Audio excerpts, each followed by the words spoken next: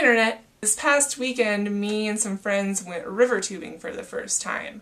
Prior to going on this trip, words used to describe river tubing to me included super happy fun time, other similar words and phrases. Now, having gone river tubing, the words that I would use to describe it include kinda fun, but mostly terrifying.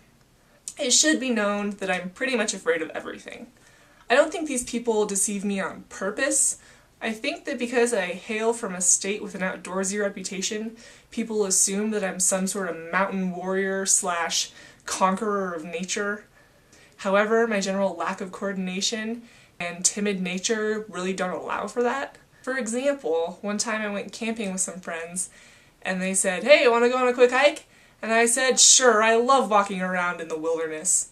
What I pictured to be like walking about in some brush over some hills, on a trail perhaps, turned into us climbing up the side of a boulder, a huge rock. In my opinion, that's not hiking, that's rock climbing without a harness. The one person who did try to warn me about the perils of river tubing was my mother. And bless her heart, she recommended I wear water shoes. She even let me borrow her water shoes. Most adults tend to gravitate towards black water shoes, keep things sensible and neutral.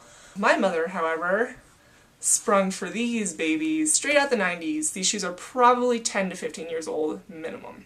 Most of the people in our group had fancy river rat inner tubes, actually intended for recreational purposes. Meanwhile, me and two of my other friends had tubes from the insides of semi-truck tires, because we like to keep things classy.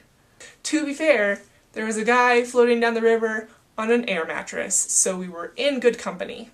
Once we actually got into the water, it was cold, which I expected. I'm not complaining about that bit. But I did notice that the water was moving a little bit too quickly for my liking. So I spent most of my trip down the river looking like this.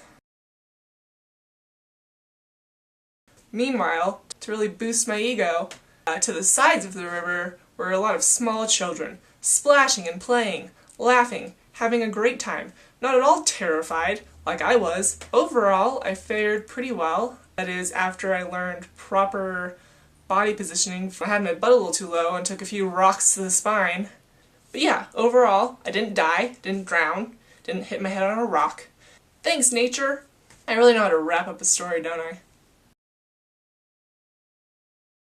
Side story, today I found a spider in my room. It was really large and I was very terrified. Like an adult, I sucked it up with a vacuum.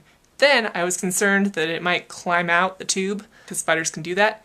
So I put a plastic bag around the spout so that it couldn't climb out of the vacuum. That is my genius plan. I am such an adult.